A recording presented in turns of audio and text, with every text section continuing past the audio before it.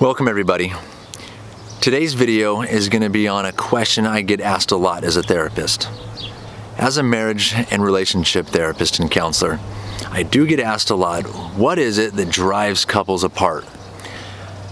And I would say there's a lot of answers to that. And there's some basic ones that I go to every time. Today I'm going to talk about 5 things that I really find in the counseling office that destroys marriages and relationships. And so I challenge you to really look in the mirror and ask yourself, are these a part of my relationship? Are these issues driving a wedge between me and the person that I love? If they are, number 1, listen carefully, and 2, you may want to seek counseling. The first thing that I find overall that really encompasses all the other things that we're going to talk about potentially is selfishness. Selfishness is probably one of the biggest wedges that gets driven in between a couple. We start thinking about and focusing on what I want to be happy. What do I need to make me happy? We live in a world where a lot of it is focused on just take care of you. Just focus on you. You've got to be happy. Anybody in a relationship knows that successful, thriving relationships take selflessness, not selfishness. Is there a time for us to have self-care and to focus on ourselves? There is. That's important. But when it comes to successful relationships, we got to be willing to put the other person first at times. And they got to be willing to put us first at times. And so, number 1 thing is selfishness.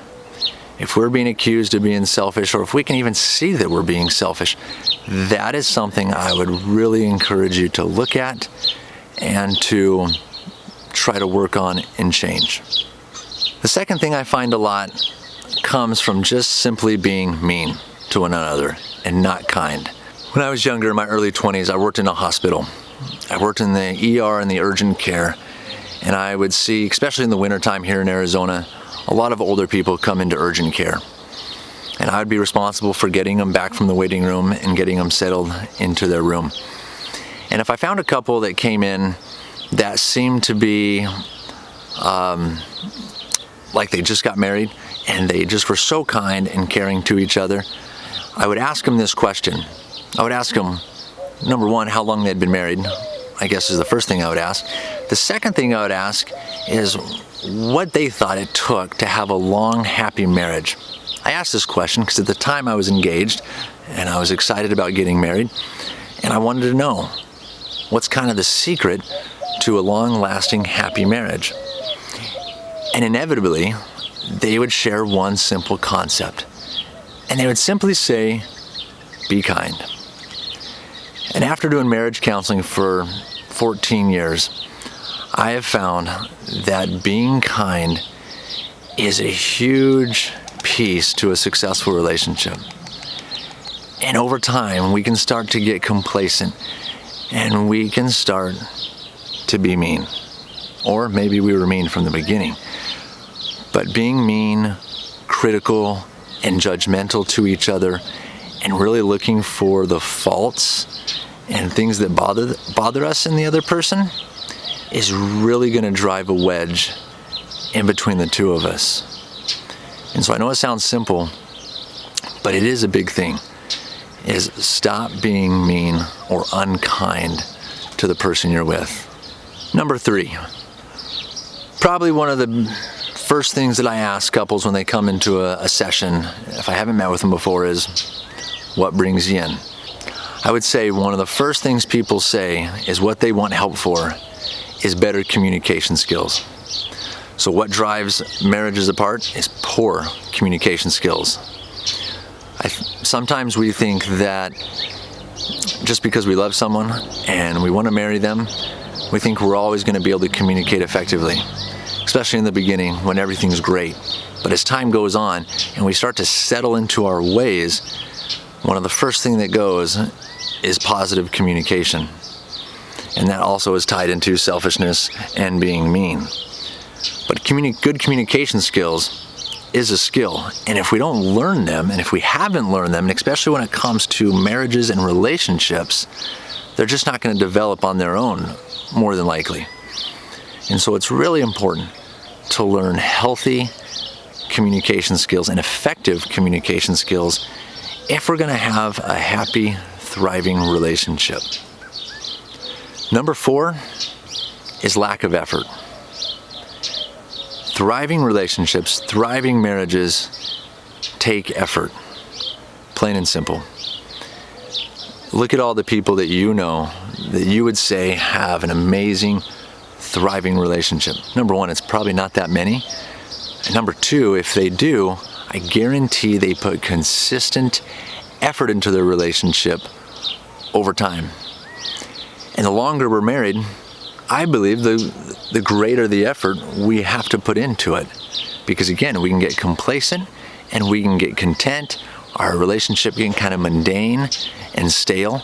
And so we have to put effort to keep the passion alive, to keep our emotional connection there. And that takes work. It's not easy. So we have to be able to put effort into it. And that takes time, consistency, and continued work. Finally, the thing I want to talk about is not understanding how the opposite gender thinks and approaches life. Men and women think differently, they approach life differently, they solve problems differently, and what I find in counseling is that men expect women to think like men, and women expect men to think like women. And that's just not going to happen. We're not going to think like the opposite gender.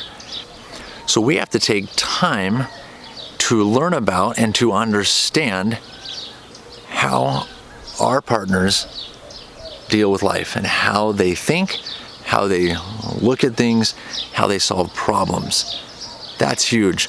When we understand the differences between men and women and how they think and how they approach life, that can help us really understand differences in our relationship. And instead of getting frustrated or to the point where we're in an argument over something that really isn't a big deal, it's just because we view things differently. And when we can honor and respect how we approach life and how we think, our marriages and relationships are going to be a lot better. I hope this was helpful. There's a lot more things that we could talk about, but I would say these 5 things are what cause the biggest problems in marriages and relationships. If you have an experience with any one of these things, please leave a comment below. If this has been helpful, please give it a thumbs up and share it with those who it may help, whether they're struggling in their relationship or it would just be useful information for them to strengthen their relationship. I hope you've enjoyed this. Please make it a great day and make it a great week.